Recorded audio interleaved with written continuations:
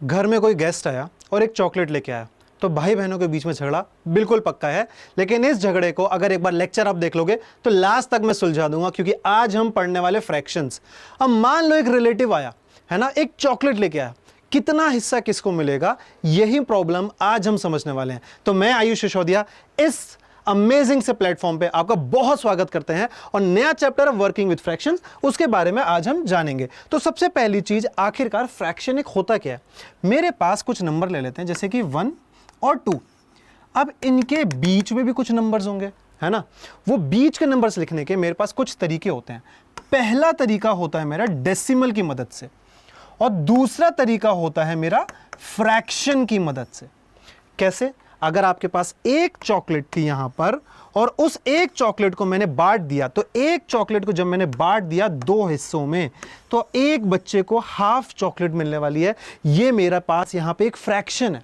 और अब इस फ्रैक्शन में इस ऊपर वाले पार्ट को मैं बोलता हूं बच्चे न्यूमरेटर, और नीचे वाले पार्ट को मैं बोलता हूं डिनोमिनेटर, जिसको मैं p बाई क्यू के फॉर्म में लिखता हूं। अगर कोई पूछे फ्रैक्शन क्या होता है, number when it is written in a form of p by Q, where q is not equal to 0। Denominator कभी भी मेरा 0 नहीं हो सकता। क्यों नहीं हो सकता, वो क्या होता है, इसके बारे में मैंने एक बहुत अमेजिंग सा शॉर्ट इसी चैनल पर डाला है कि जाके एक बार देखो कि 1/0 क्या होता है, 0/0 क्या होता है, 0/1 क्या होता है, discriminate form, not defined form, ये सब चीजें मैंने वहां पे समझाई हुई है डिटेल में। तो अब एक फ्रैक्शन आप समझ गए। अब इस फ्रैक्शन को ऐड कैसे करते हैं, सब्ट्रैक्ट कैसे करते हैं, ये सभी ने सीखा है एडिशन सब्ट्रैक्शन। अगर मैं सिर्फ एडिशन की बात करता हूं 1/2 एंड 3/4, अगर मुझे से ऐड सब्ट्रैक्ट कुछ भी करना है, इनका डिनोमिनेटर मुझे सेम बनाना पड़ेगा, फिर मैं इसको सॉल्व कर सकता हूं, जो आपने पिछली क्लासेस में किया हुआ है।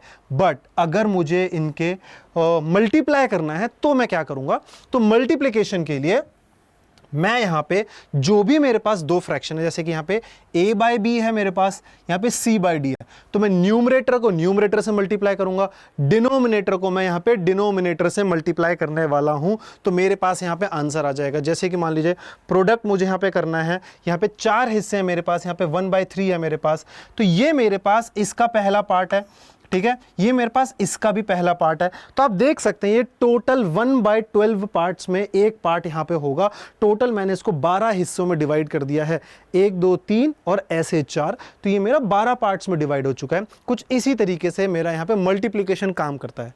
एक एग्जाम्पल्स की मदद से समझते हैं, कुछ क्वेश्चन सॉल्व करते हैं। एग्जाम्पल्स यहां पे क्या है, देखो 3 एग्जाम्पल्स है मेरे पास। Aaron's tortoise walks 1/4 किलोमीटर इन 1 hour। 1 घंटे में 1/4 किलोमीटर।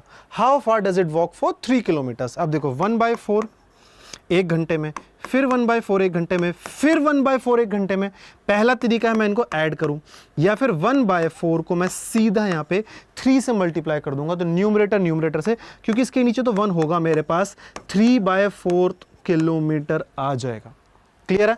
आगे देखते हैं। Find the area of a rectangle with sides 3 3/4 and 9 3/5।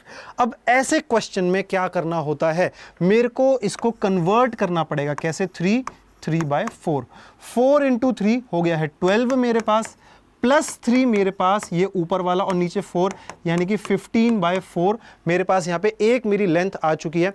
Next, इसका जरा मुझे कमेंट सेक्शन बताओ क्या कन्वर्ट करके आएगा। 3 सेकंड आपके पास, 1 2 3, क्या हुआ देखो जरा। 9 5 45 प्लस 3 48/5। मुझे मल्टीप्लाई करना है एरिया निकालने के लिए लेंथ और ब्रेथ को। तो यहां पर अब मुझे सिंपल इसको सॉल्व करना है। कमेंट सेक्शन में जाना और इसका आंसर करके बताना, बहुत ही इजी क्वेश्चन है। नेक्स्ट देखो मेरे पास यहाँ पे थर्ड एग्जांपल है। तेसवांग प्लांट्स 4 सैपलिंग्स इन अ रो, यानी एक रो में 4 सैपलिंग्स, यानी कि पौधों को लगाया उसने, ठीक है। The distance between 2 saplings 3/4 of a metre. Find the distance between first and last sapling. मुझे फर्स्ट और लास्ट सैपलिंग के बीच में डिस्टेंस निकालना है। एक पौधा, दूसरा पौधा, तीसरा पौधा, चौथा पौधा, एक गैप, 2 गैप, 3 गैप, इनके बीच में मुझे 3 गैप दिखाई दे रहे हैं। 3/4 का मेरा एक गैप मुझे दिखाई दे रहा है, यानी कि 3/4 का एक गैप, और ऐसे 3 गैप है। मेरा आंसर 9/4, और जो भी यूनिट गिवन है मीटर्स में मेरे पास यहां पे आ जाएगा। इजी क्वेश्चन है, जैसे कि मैंने कहा। बस ऐसे क्वेश्चन में आपको ध्यान रखना है कि न्यूमरेटर न्यूमरेटर से मल्टीप्लाई होगा, और डिनोमिनेटर मेरा डिनोमिनेटर से यहां पे मल्टीप्लाई होने वाला है। अब सिंप्लीफाई हम कैसे करें। कभी कभी क्या होता है कि क्वेश्चन मेरे होते हैं ना, उसमें न्यूमरेटर और डिनोमिनेटर में कुछ कॉमन है, मैं उसको रिमूव कर सकता हूं। इसी को हम सिंप्लीफिकेशन कहते हैं। जैसे कि मेरे पास यहाँ पे 12/7 है और 5/24 है, मेरे को उनको मल्टीप्लाई करना था, तो न्यूमरेटर को न्यूमरेटर से किया, डिनोमिनेटर को डिनोमिनेटर से किया, मेरे पास 12 × 5 और 7/24 आ गया। लेकिन अब मैंने 12 1 और यहाँ पे 2 से कट कर दिया है, तो मैंने यहाँ पे इसको थोड़ा सा सिंप्लीफाई कर दिया है। जैसे कि मेरे पास 4/16 दिखाई दे रहा है, कट कर दो, 4 1 4 4 तो मेरे को 1/4 यहाँ पे मिल गया है। ये मेरा यहाँ पे एक सिंपलेस्ट फॉर्म हो जाएगा इसका। और हमेशा हमेशा जब भी आप आंसर निकालो, लास्ट में उसको सिंपलेस्ट फॉर्म में कैलकुलेट जरूर करना, क्योंकि टीचर जो है इसके आधा नंबर काटने के चांसेस हो सकते हैं भाई। ठीक है, अब product value diagnostics scaling logic. अब जरा यहां पे देखो, मल्टीप्लाई करना है मेरे को इम्प्रॉपर को, है ना। यहां पे मेरे पास एक प्रॉपर है और एक इम्प्रॉपर है। अब ऐसे क्वेश्चन में मेरा जो भी आंसर आएगा वो ग्रेटर देन मेरा यहां पे इम्प्रॉपर रहने वाला है। क्लियर है ये चीज। अब आगे देखो, मेरे पास यहां पे मल्टीप्लाई क्या करना है, प्रॉपर और प्रॉपर का। अब यहां पे जो प्रोडक्ट है वो दोनों ही नंबर से मेरा छोटा रहने वाला है। जैसे कि इस केस में क्या था, एक प्रॉपर और एक इम्प्रॉपर। प्रॉपर क्या कहता है कि ये मेरा जो होता है उसमें न्यूमरेटर मेरा छोटा होता है। न्यूमरेटर अगर छोटा है डिनोमिनेटर से, तो वो मेरा हो जाएगा यहाँ पे प्रॉपर। अगर जस्ट इसका उल्टा, जब डिनोमिनेटर मेरा यहाँ पे बड़ा हो जाएगा न्यूमरेटर से, न्यूमरेटर मेरा बड़ा हो जाएगा, तो ये हो जाएगा मेरा इम्प्रॉपर। अब मैंने यहाँ पे एक प्रॉपर लिया, एक इम्प्रॉपर लिया, मल्टीप्लाई किया, इनसे मेरे पास जो नंबर है इससे तो बड़ा ही आएगा। सेम चीज अगर दोनों के केस में मेरा न्यूमरेटर छोटा है, यानी दोनों ही प्रॉपर, तो इन दोनों नंबर से छोटा आ जाएगा। अब यहां पर अगर 1 से मल्टीप्लाई किया तो मेरा आंसर बिल्कुल यहां पे सेम आने वाला है। समझ में आया यहां तक? क्लियर है? किसी को कोई दिक्कत तो नहीं? ये मल्टीप्लिकेशन आपको याद रखना है कि क्या प्रॉपर का होगा, क्या इम्प्रॉपर का होगा। एक क्वेश्चन देखो अब यहाँ पे, which is heavier 12/15 of 500 grams या फिर 3/20 ऑफ 4 kg। तो सबसे पहले मैं अगर 12/15 ऑफ मीन्स मल्टीप्लाई 500 ग्राम्स और 3/20 ऑफ 4 kg। अभी जो kg में है, इसको अगर मैं ग्राम्स में ही कन्वर्ट कर लूं तो ये 4000 मेरे पास हो जाएगा। बस मुझे इसको सॉल्व करना है। ये मेरा यहाँ पे 400 ग्राम के बराबर आ रहा है, वेयरएज अगर मैं इसको देखता हूं, ये मेरे यहाँ पे 600 ग्राम के बराबर आ रहा है। तो ऑब्वियसली ये मेरे यहाँ पे बड़ा है, तो अगर ये पार्ट बड़ा है तो ये मेरा आंसर हो जाएगा। Question clear? नेक्स्ट क्वेश्चन देखो क्या कहता है, Somu has 5/6 of her land remaining. ठीक है, जो भी लैंड था उसका 5/6 अभी भी रिमेनिंग है। She gives half of this remaining part to Krishna and 1/3 to Bora. यानी मान लो उसके पास जो भी लैंड था 5/6, उसका भी हाफ उसने दे दिया यहां पे किसको, कृष्णा को। ठीक है, और 1/3 दे दिया उसने यहां पे एक और किसको दिया, किसी को दिया, है ना। What part of the original land does Krishna get, what part does Bora get, what part does Somu keep. अब सोमू ने अपने पास कितना रखा, देखो सोमू के पास था ही 5/6, सोमू के पास 5/6 था। 5/6 का हाफ, 5/6 का अगर मैं हाफ कर देता हूं तो इतना उसने दे दिया था कृष्णा को। तो इसको अगर मैं हाफ करूंगा यानी 5/12, तो 5/12 जो है अब वो कृष्णा को मिल चुका है। अगर मैं इसका 1/3 करता हूं, 5/6 का 1/3, 5/6 का अगर मैं 1/3 करूंगा तो मेरे पास 5/18 बचा, जो कि उसने दे दिया था बचे हुए तीसरे इंसान को। अब उसके पास कितना बचा, अब वो निकालने के लिए मैं क्या करूंगा, ओरिजिनल जो है मेरा 5/6, इसमें से उसने जो दे दिया मैं दोनों को सब्ट्रैक्ट कर दूंगा, यानी कि मैं 5/12 को सब्ट्रैक्ट कर दूंगा, मैं 5/18 को सब्ट्रैक्ट कर दूंगा। अब ऐसे क्वेश्चन में मुझे क्या करना होता है, इनके डिनोमिनेटर को मुझे यहां पे सेम बनाना होगा। और डिनोमिनेटर मेरा यहां पे 36 हो सकता है, यानी मेरे को ऊपर नीचे मल्टीप्लाई करना पड़ेगा 6 से। तो 30/36 में से मैं यहां पे क्या सब्ट्रैक्ट करूंगा, 15/36, और मैं यहां पे देखूंगा 10/36 मेरे पास यहां पे आ जाएगा।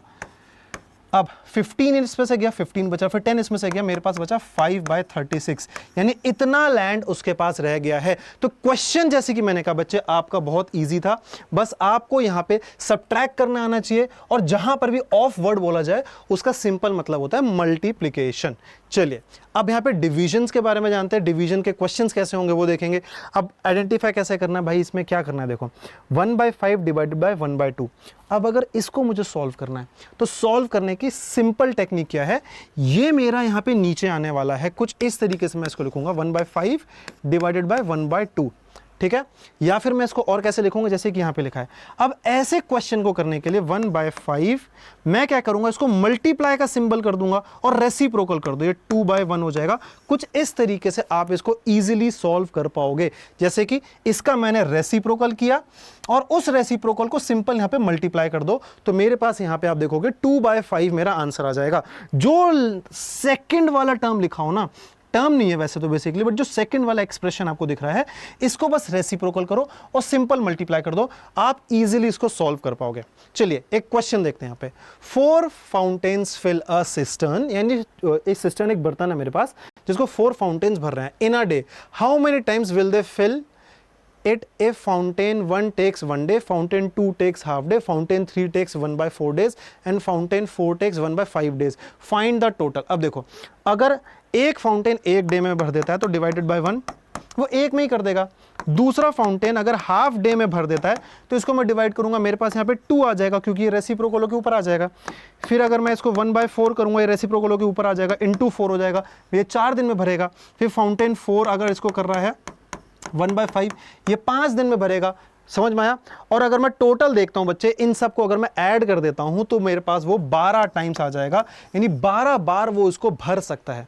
नेक्स्ट क्वेश्चन देखो बच्चे, ये मैं आपको एक्सप्लेन कर रहा हूं बट एज अ होमवर्क आपके लिए है, इसको एक बार सॉल्व जरूर करना, ठीक है।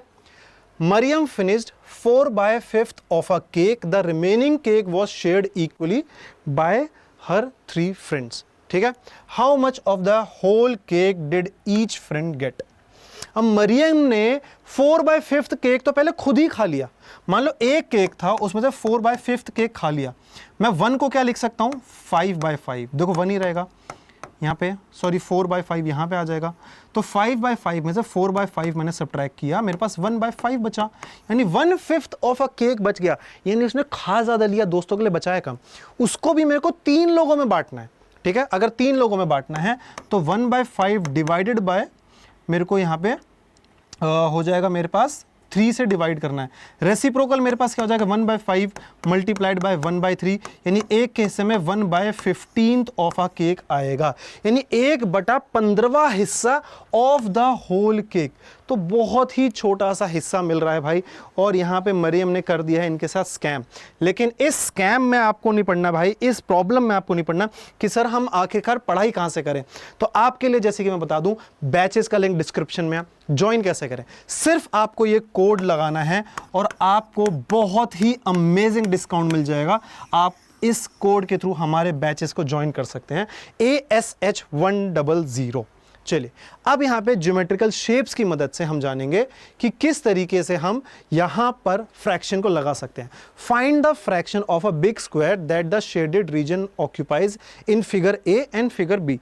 अब अगर मेरे को इसका शेडेड रीजन निकालना है तो आप जरा यहां पे ध्यान से देखो, मेरे पास एक स्क्वायर है जिसको मैंने 4 हिस्सों में बांट दिया, तो ये मेरा एक ऐसा 4 हिस्सा हो गया। तो ये मेरा 1/4 ऑफ अ एरिया है। इस 1/4 ऑफ अ एरिया में भी अगर आप देखोगे, इतना सा जो ये हिस्सा है, ये इतना सा शेडेड पोर्शन, इसका भी हाफ है ना, इसका भी हाफ है। तो अगर मैं इसको हाफ कर दूंगा तो ये 1/8 हिस्सा हो जाएगा। तो ये 1/8 हो गया, ये 1/8 हो गया, ये मेरे पास 1/8 हो गया। समझ में आया? ठीक है, ये 3 हिस्से मेरे पास, इतना हिस्सा 1/8 1/8 1/8, यानी 3/8 मेरे पास, तो इतना ही पोर्शन हो गया। समझ में आया? अब बचा हुआ मेरे पास ये हिस्सा है मेरे पास।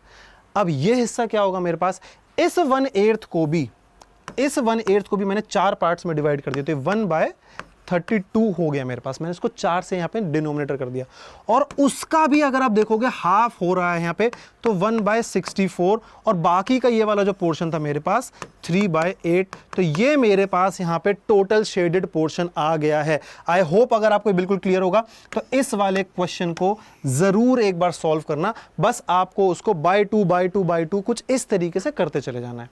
क्लियर है? अब यहां पे क्या है, solve and find the general pattern. मुझे इसका पैटर्न निकालना है। देखो मुझे क्या दिख रहा है, 1 में से 1/2 गया, 1 में से अगर आधा चला गया तो आधा बच गया, मल्टीप्लाई। 1 में से 1/3 चला गया, 1/3 चला गया, तो 2/3 बच गया। 1 में से 1/4 चला गया तो 3/4 बच गया। ऐसे मेरा बचता चला जा रहा है। ठीक है, अब ये कट गया, 3 से 3 कट गया, ऐसे 4 से 4 कट जाएगा।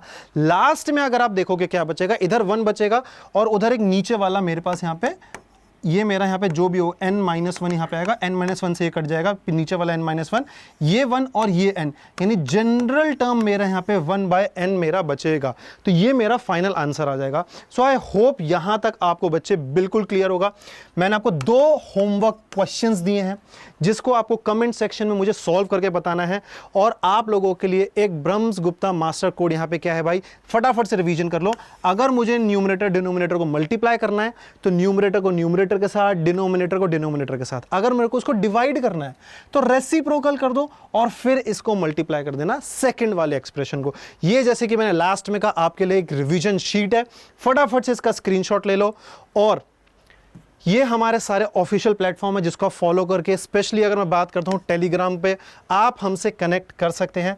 तो टेलीग्राम ग्रुप पे जरूर कनेक्ट करना, आपको डिस्क्रिप्शन में लिंक भी मिल जाएगा। सो आई होप आज की क्लास में आपको बहुत मजा आया होगा। मिलेंगे हम लोग एक और अमेजिंग से सेशन में। तो बाय बाय बच्चों एंड टेक केयर।